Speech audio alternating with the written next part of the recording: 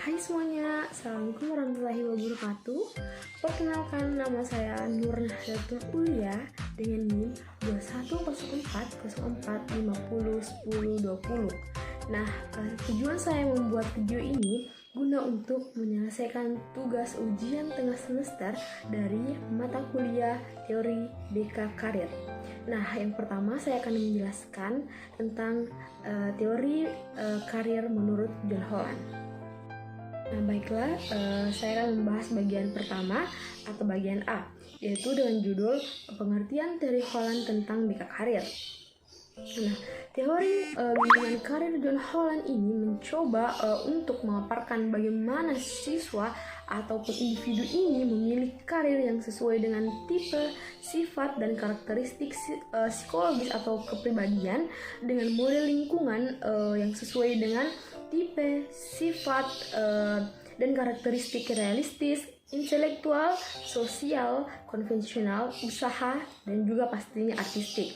Nah, aplikasi teori Holland di sekolah ini sangat relevan bagi bimbingan karir dan konseling karir di institusi pendidikan untuk jenjang pendidikan menengah dan pada masa awal pendidikan tinggi. Tekanan yang diberikan pada pemahaman diri sehubung dengan beberapa kualitas vokasional yang dimiliki oleh seseorang dan pada informasi yang akurat ini mengenai berbagai lingkungan okupasi, dan juga pasti menyadarkan lembaga bimbingan akan tugasnya untuk membantu orang muda mengenal diri sendiri dan juga mengenal ciri-ciri lingkungan. Kedua hal ini sangat diperlukan sebagai masukan dalam memikirkan pilihan okupasi secara matang. Nah, teori pilihan karir yang dikembangkan oleh John Holland adalah salah satu teori pengembangan karir yang paling banyak diteliti dan juga diterapkan. Nah, berdasarkan pada premis bahwa faktor-faktor kepribadian mendasari pilihan karir, teori ini mendalilkan bahwa orang memproyeksikan pandangan dunia dan pekerjaan ke jabatan-jabatan dan membuat keputusan karir yang memuaskan orientasi pribadi pada pilihan-pilihan mereka. Baiklah, yang kedua atau bagian B, saya akan menjelaskan implikasi teori Holland di sekolah menengah kejuruan atau biasa disingkat dengan SMK. Nah, teori Holland buat konseling karir merupakan praktisi untuk bisa menolong klien memperhitungkan kepentingan serta area kerja mereka dan menguasai ikatan di antara mereka.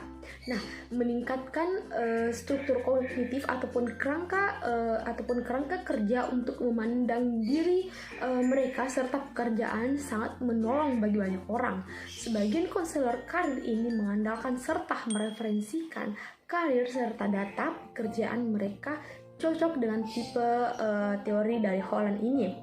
Nah, ini juga memakai 3 poin yang cocok dengan tipe yang sangat menonjol. Nah, bimbingan karir yaitu bimbingan yang dapat membantu individu dalam perencanaan, pengembangan, dan penyelesaian masalah-masalah karir seperti pemahaman terhadap jabatan dan tugas-tugas kerja, pemahaman kondisi dan kemampuan diri, pemahaman kondisi lingkungan, perencanaan dan pengembangan karir, penyesuaian pekerjaan, dan penyelesaian masalah-masalah karir yang dihadapi. Nah, berikut ini merupakan layanan yang bisa diberikan kepada siswa antara lain sebagai berikut. Yang pertama ada layanan informasi. Apa sih layanan informasi itu? Nah, pemberian layanan informasi ini ditujukan kepada siswa dan keluarga siswa pastinya. Tujuannya untuk memberikan sebuah penjelasan dan informasi baru yang perlu diketahui sebagai bahan pertimbangan dalam pengambilan aksi. Nah, bimbingan karir memberikan makna informasi dalam globalisasi yang semakin maju.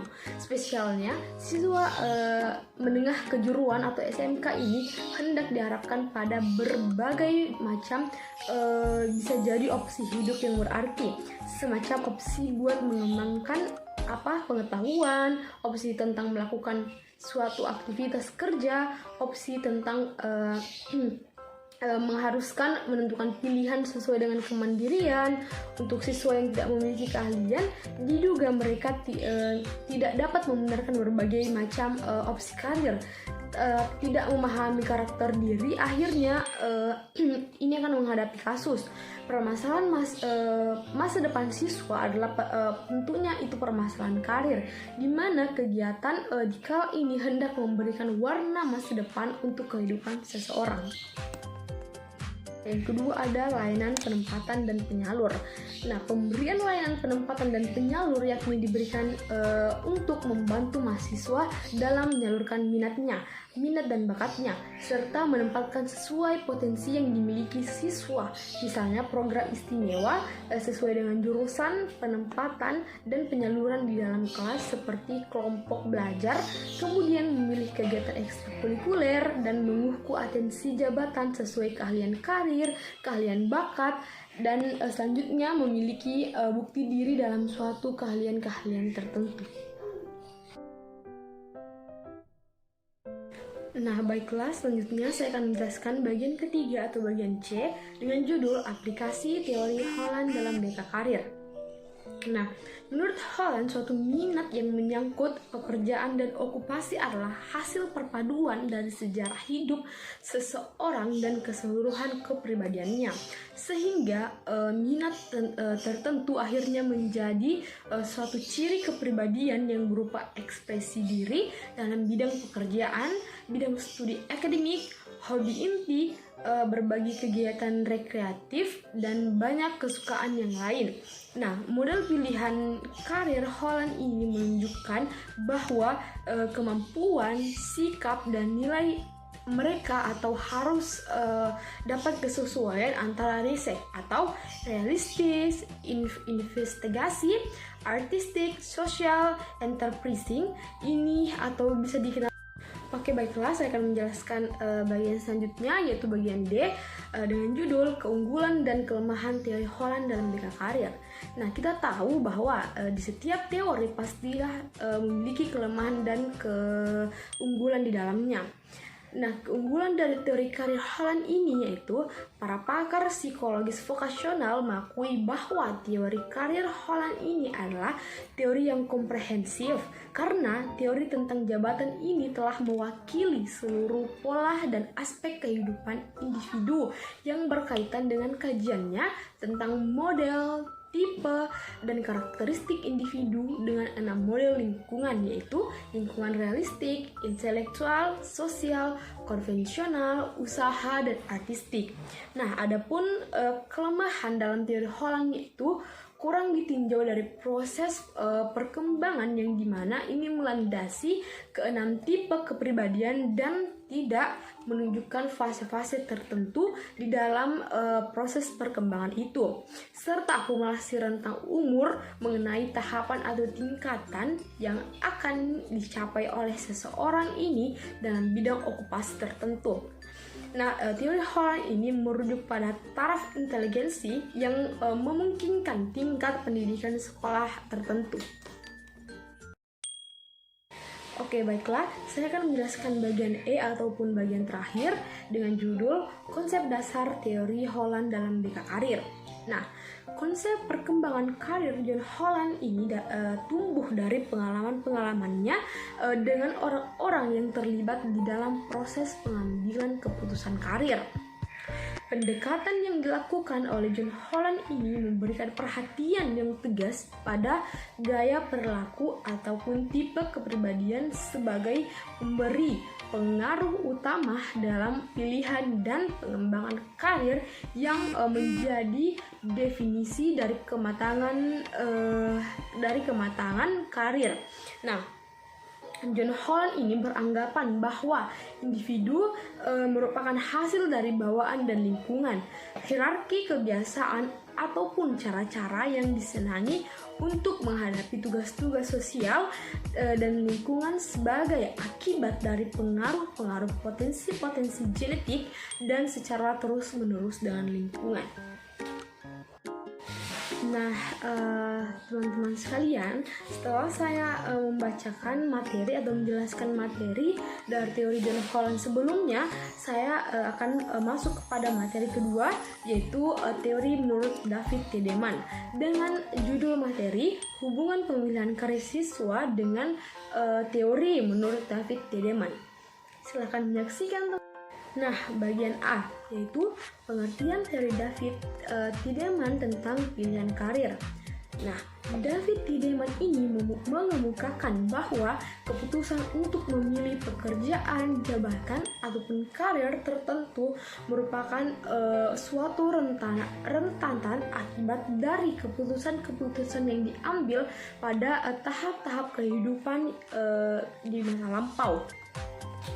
Konsep kunci Tiedemann dalam pendekatan konselingnya terhadap perkembangan karir adalah dengan menggunakan self-development atau pengembangan diri dalam pengertiannya yang luas.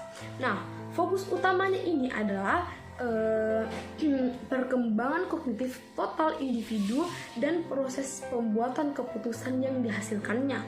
Menurut Tiedemann sendiri, perkembangan karir terjadi dalam proses perkembangan kognitif secara umum ketika individu ini mengatasi krisis egonya yang relevan. Dia akan yakin bahwa perkembangan identitas ego ini merupakan faktor yang sangat penting di dalam proses perkembangan karir tersebut. Nah, selanjutnya saya akan melanjutkan pada bagian B, yaitu konsep-konsep dasar teori pengambilan keputusan karir menurut David Tiedemann. Nah, penentuan arah pilih pekerjaan, jabatan, atau karir ini bukanlah semata-mata lahir dari hasil lamunan, angan-angan, dan hayalan belaka. Tetapi pemilihan karir ini sangat erat kaitannya dengan pendidikan.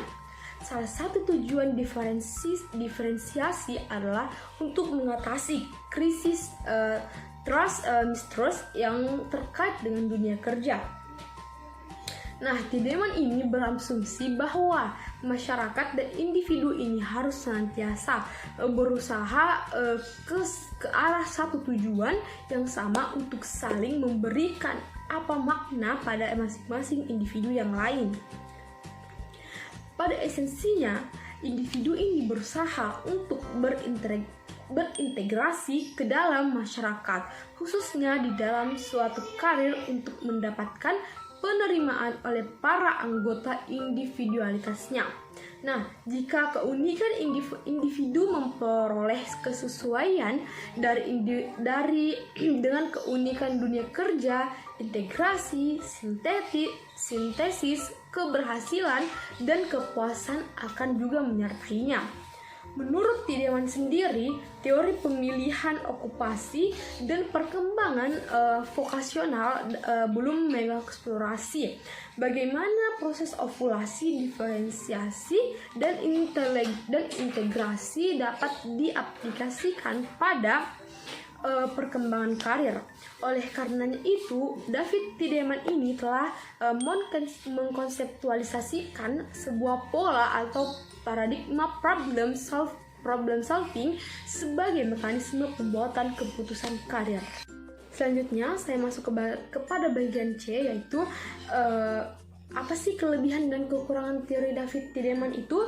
Nah, adapun kelebihan sekaligus kekurangan atau kelemahan di dalam sebuah teori David Tiedemann ini, yaitu kelebihan dari teori ini antara lain: yang pertama, meningkatnya kesadaran diri atau self-awareness sebagai faktor yang paling penting dan diperlukan dalam proses pembuatan keputusan. Yang kedua, perhatian diarahkan pada upaya mempengaruhi perubahan dan pertumbuhan melalui penyesuaian terhadap kebiasaan-kebiasaan yang dimana ini berlaku di dalam sistem sosial sebuah karir. Yang ketiga, ada adaptasi dengan lingkungan kerja untuk mendapatkan afiliasi yang bermakna dengan kelompok sebaya yang juga mendapatkan penekanan. Yang keempat itu ada teori ini mempunyai dampak yang penting terhadap proses pembuatan keputusan. Selanjutnya, kelemahan dari teori David Tiedemann ini ada dua. Yang pertama yaitu dukungan data empiriknya masih sangat terbatas, dan yang kedua itu ada ketidakadaan instrumen yang cukup untuk teori ini. Baiklah, saya akan masuk kepada bagian D, yaitu tahapan perkembangan karir menurut David Tiedemann. Nah, pembuatan keputusan menurut David Tiedemann dibagi menjadi 2 periode, yaitu periode antisipasi atau anticipation dan periode implementasi atau implementation. Nah, kedua periode ini merupakan inti dari suatu perkembangan karir. Perkembangan pekerjaan itu diorientasikan dari keputusan mengenai sekolah, kerja, dan kehidupannya. Yang pertama ada periode antisipasi atau the period of anticipation. Tingkah laku antisipasi itu sendiri bermanfaat dalam analisis tahap-tahapan dalam periode ini, termasuk yang relevan dan dalam periode ini adalah terdiri dari tahap-tahap eksplorasi, kristalisasi, pemilihan, dan klarifikasi. Bagian A itu ada eksplorasi. Eksplorasi ada yang dimaksud adalah penjelajahan terhadap kemungkinan alternatif keputusan yang akan diambil. Melalui eksplorasi ini juga individu mengetahui dengan jelas konsekuensi apa saja yang akan dialami jika mengambil keputusannya tersebut. Yang kedua atau bagian B ada kristalisasi. David Tiedemann ini berasumsi bahwa kristalisasi ini merupakan sebuah stabilisasi dari representasi berpikir. Pada tahap ini, pemikir dan perasaan mulai terpadu dan teratur. Keyakinan atas pilihan yang akan diambil itu menguat dan juga definisi tentang alternatif pilihan ini akan semakin jelas. Yang ketiga itu ada C atau pilihan. Sama halnya dengan perkembangan kristalisasi tersebut, proses pemilihan pun ini terjadi. Masalah-masalah individu berorientasi kepada tujuan yang relevan, yaitu individu mulai mengorganisir dalam melengkapi dan menyesuaikan terhadap berbagai pilihan karir masa depan, sehingga pada tahap ini individu percaya atas pilihannya. Yang terakhir itu bagian D, yaitu klarifikasi. Ketika seorang individu ini membuat keputusan lalu melakukannya, mungkin dalam perjalanannya ada yang lancar dan mungkin ada yang mempertanyakannya. Seharusnya individu tersebut melakukan eksplorasi kembali, kristalisasi, lalu melakukan pilihan alternatif kembali, dan begitupun seterusnya. Nah, periode implementasi dan penyesuaian atau the period of implementation and adjustment. Periode implementasi dan penyesuaian ini dari teori David Tiedemann digolongkan menjadi 3 tahap, yaitu ada tahap induksi atau induction, tahap transisi, transition, dan tahap mempertahankan atau maintenance. Yang pertama A itu tahap induksi. Tahap ini dimulai dari pengalaman dan kesimpulan yang teliti. Individu mengorganisir karir dari tujuan individu ke dalam interaksi yang berhubungan dengan masyarakat, misalnya melanjutkan sekolah ataupun melanjutkan suatu pekerjaan. Selama tahap ini, individu ini mengutamakan hal-hal yang berkaitan dengan tujuan yang telah dicapainya. Akhirnya, pada tahap ini, tujuan dan sejumlah alternatif menjadi suatu bagian. Dalam arti lain, tujuan individu dan dunia kerja berstimulasi dengan posisinya sebagai salah satu aspek yang memungkinkan mendorongnya keberhasilan atau mendorongnya untuk berhasil. Nah, bagian B atau tahap transisi. Dalam tahap ini, orientasi yang diutamakan adalah disesuaikannya kepada penetapan tujuan karir yang diambilnya.